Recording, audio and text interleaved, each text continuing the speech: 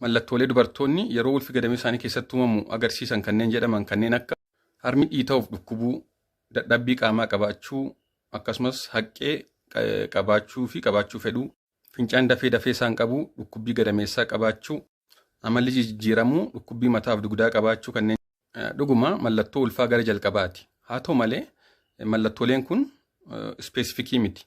Mallattooleen kun fakkeenyaaf yeroo dubartiin sun marsaan laguutti dhufuuf jedhuufaa yeroo marsaa laguufaa jiraachuu danda'u.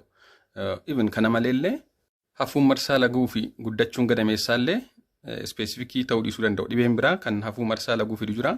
Akkasumas kan akka gadameessi guddataa deemu taasisuu jira. Kanaaf egaa isaan kun ispeesifikii miti.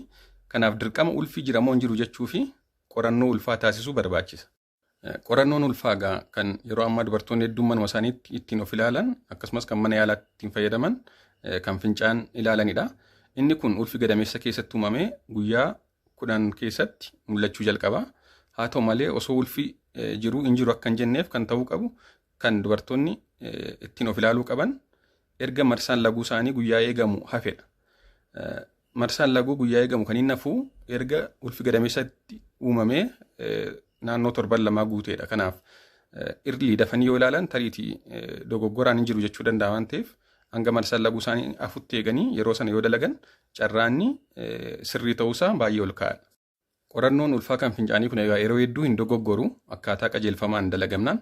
Haa ta'u malee tariitii osoo guyyaan jedhame hin ga'in yoo dalagame yoo meeshaan sun immoo expire kan ta'e yoo akkaataa qajeelfamaan hin dalagamne ta'e dogoggoraan hin jiru jechuu danda'a. Kana malees immoo yoo ulfii gadameessa keessatti uumame 2 isaa ol ta'e akkasumas fincaan isaan fuudhanii ilaalan kan ganamaa miti yoo ta'e ganama akkuma ribaa kaaniin fincaan ganamaa concentrated waan ta'eef isa kanatu irra poozitiiv ta'uu qaba. Kanaaf fincaan ganamaa miti yoo ta'e osoo ulfi uumamee jiru hin jiru jechuu danda'a. Kana malees immoo dubartiin sun qaama ishee keessa hangi hormoonii qorannoon kun agarsiisu kan HCG jedhamu yoo uumamaan xiqqaa ta'e tariitii qorannoon kun osoo ulfi jiru hin jiru jechuu danda'a. Yeroo kana kan dhiigaa ilaaluudha.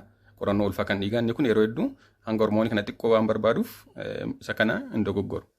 Kana malees immoo osoo ulfi hin jiraatiin qorannoon kun jira jedhee kan inni poozitiiv ta'uu danda'u tokko qorannoo kana ulfi bahee 7 keessatti yoo dalaganidha. Ulfi bahee 7 keessatti osoo ulfi hin jiraatiin jira jechuu danda'a.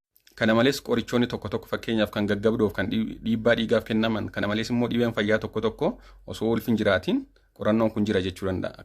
Akkasumas immoo haala eegamuun yoo hin dalagamne dogoggoraan jira jechuu danda'a. Kanaan ala garuu yeroo hedduu hin dogoggoru kanadha jechuudha kan ulfi jiraaf hin jiru adda baasuuf fayyadu. Galatoomaa turtii gaarii.